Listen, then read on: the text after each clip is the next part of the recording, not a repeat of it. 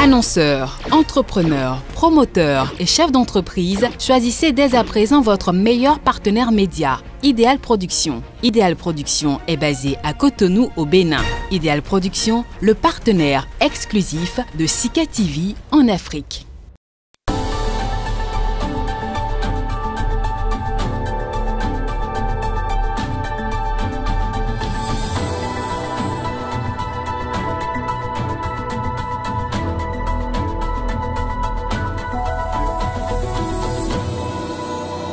Merci de faire avec nous le tour de l'actualité économique. Bienvenue à tous sur Sika TV.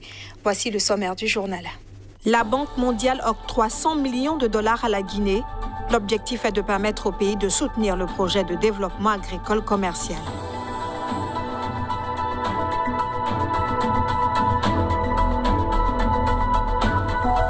En Guinée-Bissau, la campagne de commercialisation de la noix de cajou a démarré le 7 avril. Le kilogramme de noix reviendra à 360 francs CFA durant la campagne 2021. Et puis le Nigeria figure parmi les 10 premiers pays ayant un volume élevé d'échanges en crypto-monnaie. Le marché des monnaies virtuelles pèse 5 fois le PIB du pays.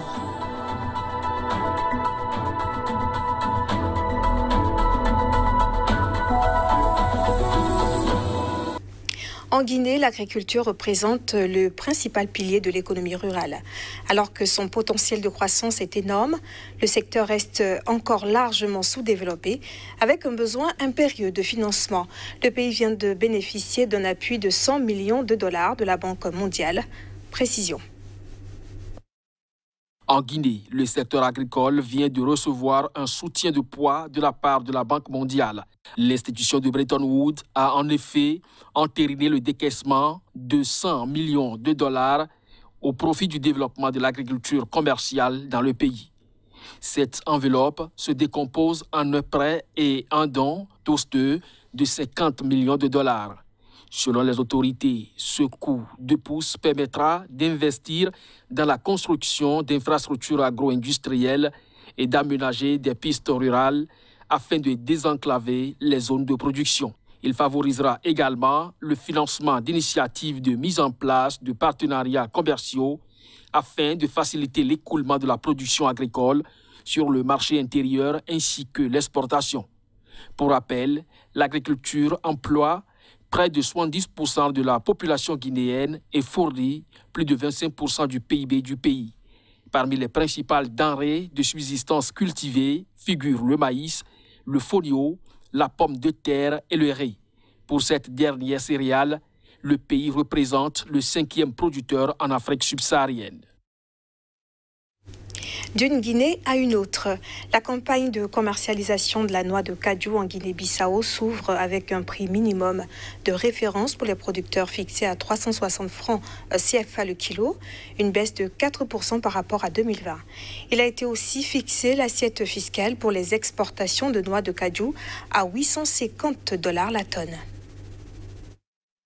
En Guinée-Bissau, le kilogramme d'anacarde sera écoulé à 360 francs CFA durant la campagne de commercialisation 2021 qui débute le 7 avril prochain. Ce tarif annoncé aujourd'hui par l'exécutif représente une baisse de 28% par rapport au montant appliqué l'année dernière. À l'image des autres producteurs africains d'or gris, le pays a connu une perturbation dans la chaîne de commercialisation du produit en raison des conséquences de la pandémie de coronavirus. Si éventuellement les exportations du pays approchaient les 200 000 tonnes par an, le volume expédié par le pays a été inférieur à 160 000 tonnes en 2020. Il faut souligner que même si le prix garanti aux exploitants est en recul d'une année à l'autre, il reste l'un des plus élevés de la région ouest africaine. Des autres pays fournisseurs comme le Burkina Faso, la Côte d'Ivoire et le Bénin applique un tarif commun de 300 francs CFA par kilogramme. Alors que la campagne 2021 devrait s'achever d'ici septembre prochain, le gouvernement pourrait engranger 130 millions de dollars des recettes fiscales à travers l'exportation de la matière première. Pour rappel, la noix de cajou est la seule production agricole exportée par la Guinée-Bissau et lui fournit 10% de son produit intérieur brut.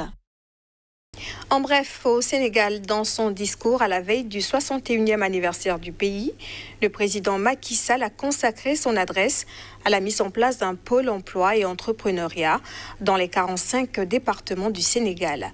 Un programme de 80 milliards de francs CFA pour le recrutement de 65 000 jeunes dans divers départements sera donc lancé dès le mois de mai.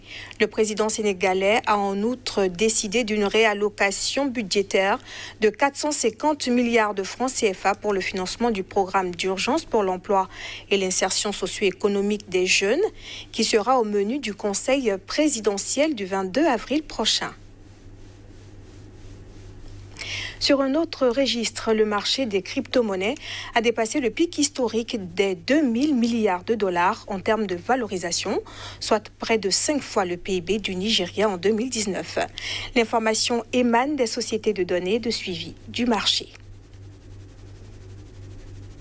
Au Nigeria, les entreprises de données du marché de monnaie virtuelle soulignent que les gains enregistrés au cours des derniers mois ont attiré la demande des investisseurs institutionnels et particuliers. Le marché des crypto-monnaies a passé le pic historique des 2000 milliards de dollars en termes de valorisation. Cette hausse importante a été portée surtout par le Bitcoin, champion des crypto-monnaies qui maintient sa capitalisation à plus de 1000 milliards de dollars depuis une semaine. Sa valeur a monté de 1,4% à 59 045 dollars après avoir atteint son sommet historique de 61 000 dollars à la mi-mars.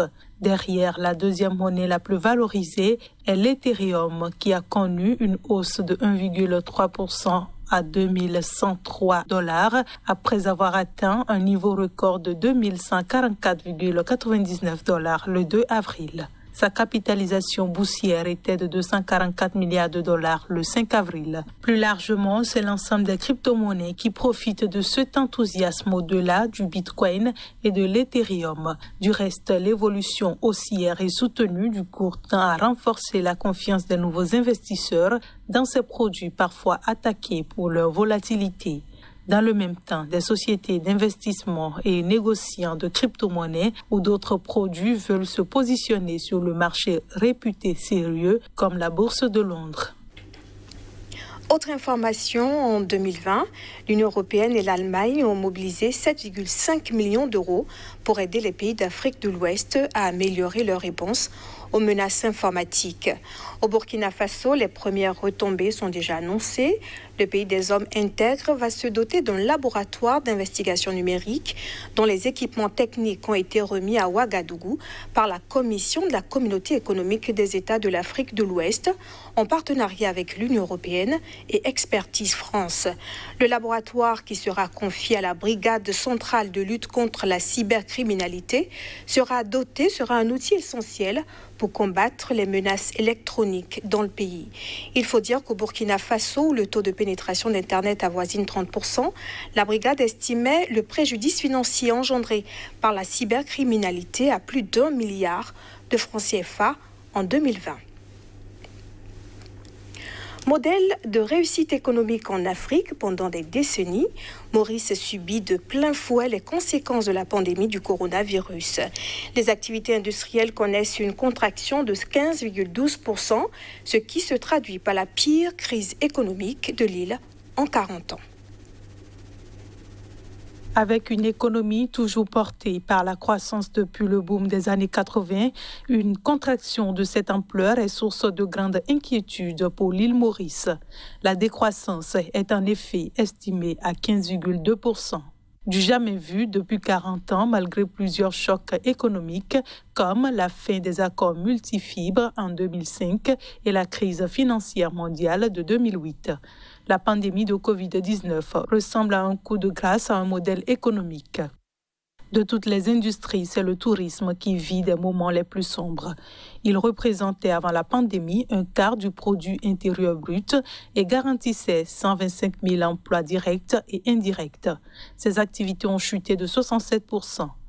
Les conséquences dans la vie de tous les jours sont le chômage qui a désormais franchi la barre des 10% et des difficultés financières pour 3 familles mauriciennes sur 4. Comme plan de sauvetage, la Banque de Maurice a injecté dans l'économie 2 milliards de dollars puisés des réserves qu'elle faisait soigneusement fructifier depuis l'indépendance de l'île. Face au changement climatique, tous les secteurs de l'économie mondiale sont plus ou moins affectés. Le secteur agricole sera ainsi l'un des plus touchés par le phénomène dans le monde, avec des pertes de rendement qui vont toucher diverses cultures d'importance. Reportage. L'impact du changement climatique sur l'agriculture continue d'être documenté. Selon une récente étude menée par l'Université Cornell des USA, le phénomène a entraîné une chute de 21% de la croissance agricole depuis les années 60. D'après les auteurs du rapport, cela équivaut concrètement à perdre tous les gains réalisés en termes d'amélioration de la productivité agricole sur ces 7 dernières années. Plus qu'une question de manque à gagner, cet article, qui est l'un des premiers à s'attaquer à l'influence historique du changement climatique sur l'agriculture, met en lumière quelques limites du système alimentaire actuel. En effet, si la production globale s'est améliorée avec l'injection d'importantes ressources financières, matérielles et technologiques, cette avancée ne s'est pas forcément traduite par un renforcement de la résilience du secteur agricole face aux impacts du changement climatique. Dans certains cas, l'intensification agricole à travers l'augmentation de l'utilisation des engrais minéraux ainsi que des ressources en eau a même eu pour effet pervers d'accroître la vulnérabilité des producteurs aux perturbations climatiques. Alors que les dommages du changement climatique frappent toutes les zones, les chercheurs soulignent que les régions chaudes situées notamment sous les tropiques sont les plus exposées à la perte de productivité agricole. Un coup dur supplémentaire dans la mesure où ces zones qui contribuent moins au phénomène sont également celles dont les populations dépendent le plus de l'agriculture pour leurs moyens de subsistance. En Afrique, par exemple, le riz pourrait connaître une baisse de 12% de ses rendements d'ici 2050, selon l'Organisation météorologique mondiale.